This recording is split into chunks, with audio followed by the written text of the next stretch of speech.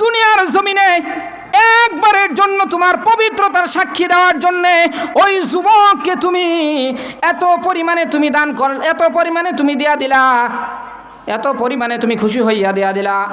আর আমি আল্লাহ তাআলাকে আমার বান্দারা, আমার প্রিয় বান্দারা দৈনিক 5 ওয়াক্ত নামাজে এতবার বারবার অনেকবার কি সুবহানাল্লাহ, সুবহান রাব্বিয়াল আযীম, সুবহান রাব্বিয়াল আ'লা, এরকম ভাবে সুবহানাকাল্লাহুম্মা, আমার প্রশংসা, আমার পবিত্রতা, তারা আমার মহত্বের কথা, আমার পবিত্রতা বর্ণনা করতে থাকে, আমি কি তাদেরকে কম দিব নাকি? বলেন না সুবহানাল্লাহ। তাহলে আমি আল্লাহ আমার ওই বান্দাদেরকে আমি কি পরিমাণ দিব? আমরা নিজেদের বিবেককে প্রশ্ন করে দেখি। ওই তুলনায় যে মেসালটা দেওয়া হইল সেই এটার আলোকে আল্লাহ তাআলা আসলে আমাদের কি দান করেন না কিনা? আমরা কত নাফরমানিতে লিপ্ত হই, কত গুনার কাজে লিপ্ত হই, অথচ আমার আল্লাহ, আমার রব, আপনার রব কিন্তু আমাদেরকে ডাইরেক্ট অ্যাকশনে নিতেছেন না, ওই কাঠগড়ায় দাঁড় করাইতেছেন না, সাইরা দিছে। আমরা ছোটবেলায় যেরকম ঘুড়ি উড়াই, আকাশে ছেড়ে দেই, সুতা ছেড়ে দেই, ঘুড়ি আকাশে উড়ে আর কাওয়া পারে, আবার যখন আমরা গুটে নিয়ে আসি হাতের মুঠোই কিন্তু গুড়ি হাজির হয়ে যায়। ঠিক তেমনি ভাবে আল্লাহ তাআলা আমাদেরকে দুনিয়াতে পাঠাইলেন কি জন্যে? প্রত্যেকটা কাজের কিন্তু উদ্দেশ্য থাকে। আমাদেরকে পাঠাইছেন আল্লাহ তাআলা বিনা উদ্দেশ্যে নয়, বিনা কারণে নয়। আল্লাহ তাআলা ঘোষণা করেন, ওয়ামা খালাকুতুল জিন্না ওয়াল ইনসা ইল্লা লিয়াবুদুন, আমি জিন জাতি এবং মানব জাতিকে সৃষ্টি করেছি একমাত্র আমার ইবাদত করার জন্যে। আমাদেরকে দুনিয়াতে পাঠাইলেন। আর আমরা এসে কি করতেছি? যদি ইবাদত করে থাকি, নেক আমল করে থাকি তো আলহামদুলিল্লাহ। যদি আমাদের আত্মা, আমাদের রূহ পবিত্র অবস্থায় যাইতে পারে, ইমানি হালতে যদি মৃত্যুবরণ করতে পারে, আমার আপনার মৃত্যু যদি মউত যদি নসিব হয় ইমানি হালতে, তবে আমরা সফল কাম।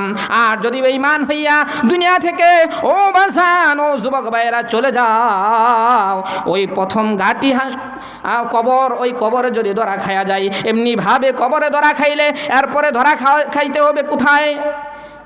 পুলসিরাতে, এরপর মিজানের পাল্লায়, এমনিভাবে মহাশরের মাঠে যখন আমল নামাগুলি ডান হাতে অথবা বাম হাতে দেয়া হবে, বাম হাতে আমল নামা যদি দেয়া হয়, যদি আমার আমল নামা, যদি আমার আমলের পাল্লা, নেক আমলের পাল্লা যদি হালকা হয়ে যায়, ও যুবক ভাই, যদি আমার আপনার এরকম বদ আমল যদি বেশি হয়ে যায়, সেই পাল্লা ওই দিকে যদি ঝুলে যায়, তাহলে কি না বদনসিব হবে। এজন্য মেরে ভাই, দুস্থ বুজুর্গ, দুনিয়ার মুহে না পড়ে, দুনিয়ার লোভ লালসায় না পড়ে পরকালের চিন্তা করতে থাকি। আজকের এই মজলিস কিন্তু পরকালের বাজার। যেমনি পাশের বাজার আছে, ওই বাজারে আমরা ব্যাগ নিয়ে যাই বাজার করার জন্য, বাজার করে বাড়িতে নিয়ে যাই। বিবি সাহেবরা, আমার মা বোনেরা, মা খালারা, চাচিরা, তারা রান্না বান্না করে দেয়, সেই খাদ্যগুলো আমরা ভক্ষণ করি, শরীরে শক্তির যোগান হয়। তেমনিভাবে আমরা অনন্তকাল থাকবো এই হাসরের ময়দানে। যখন হাসরের মাঠ কায়েম হয়ে যাবে, যখন বিচারের ফয়সালা হয়ে যাবে, বিচার হিসাব নিকাশ শেষ, কাউকে দিবে জান্নাতে যারা এরকম বদ কাজে লিপ্ত থাকবে, যাদের আমল নামা, নেক আমল হালকা হয়ে যাবে আর বদের পাল্লা বাড়ি হয়ে যাবে, চিরজাহান্নামী যারা হয়ে যাবে। তাহলে ওই দিকে চিন্তা করে ওই পরকালের বাজার আমরা কি করতেছি, কি পুঁজি আমরা নিয়ে যাইতেছি, কবরে কি কোনো ঘুষগাঞ্জা চলবে কিনা, মিজানের পাল্লায় কি কোনো ঘুষগাঞ্জা চলবে কিনা? না, চলবে না। আমার আপনার আমল দুনিয়াতে যা করে যাব, যা কর্ম করব, ওই কর্মের প্রতিদান দেয়া হবে। আমল যদি ভালো হয়, আমার ওটার প্রতিদান, সেই আমলের প্রতিদান ভালো হবে, ভালো পাওয়া যাবে। আর যদি আমল আমার মন্দ হয়, প্রতিদানও খারাপ হবে, প্রতিদানও আল্লাহ তাআলা আর বদলা ওটাই দিবেন। যার্রা পরিমাণ নেক আমল যদি বান্দা করে থাকে, ওই যার্রা পরিমাণ নেক আমলের বদলাও আল্লাহ তাআলা উত্তম প্রতিদান দিবেন। আর যার্রা পরিমাণ বদ আমল করলে ওই বান্দা ওই বদের কারণে অর্থাৎ ওইটার বদলাও কিন্তু এরকম পাবে। আল্লাহ তাআলা কাউকে চাপিয়ে দিবেন না। আমার আমল, আমার ভালো এবং মন্দের জন্য, এই লেখার জন্য, সমস্ত কর্ম লেখার জন্য ফেরেশতা কিন্তু তৈয়ার। কিন্তু আল্লাহ তাআলা বান্দাদেরকে অনেক সুযোগ দিয়েছে। বান্দা যখন কোনো নেকের নিয়ত করে, নেক আমলের নিয়ত করার সাথে সাথে ওই বান্দার আমল নামায় একটি নেকি লেখা হয়। যখন ওই বান্দার দ্বারা ওই ব্যক্তির দ্বারা নেক আমলটা সংগঠিত হয়ে যায়, সাথে সাথে 10টি নেকি ওই 1কে 10 গুণে বৃদ্ধি করে দেওয়া হয়, 10টি নেকি লেখা হয়। এমনিভাবে নেকির পাল্লা নেকির গুণ বাড়তে থাকে। আর বান্দা যখন কোনো গুনার জন্য নিয়ত করে আর তৎক্ষণাৎ ওই গুনার আমলটা যেই ফেরেশতায় লেখে, ওই ফেরেশতায় নেকি যে লেখে ওই ফেরেশতাকে জিজ্ঞাসা করে যে ভাই লিখবো কিনা, যে বলে না না না লিখো না, কারণ বান্দা কেবলমাত্র নিয়ত করেছে কিন্তু সে তো কাজটা করে নাই।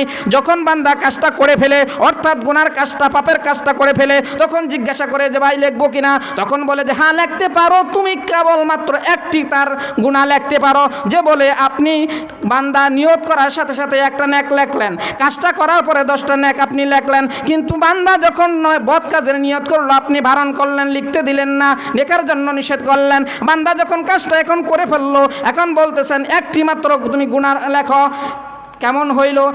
ওই নেক কাজের লেখার দায়িত্বে যেই ফেরেশতা আছে, ওই ফেরেশতা বলে যে দেখো এরপরে ওই একটা বদ তার একটা গুনাহ তার কি লিখতে ঠিক থাকে কিনা, ডিলিট হয়ে যাইতে পারে।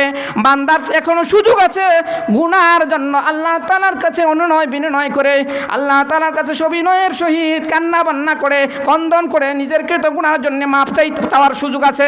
যদি মাপ চায় আর আল্লাহ যদি তার ওই দোয়াটা কবুল করে নেন, হতে পারে তার ওই বদটাও ডিলিট হইয়া যাইতে পারে। এই সুযোগ কিন্তু আছে।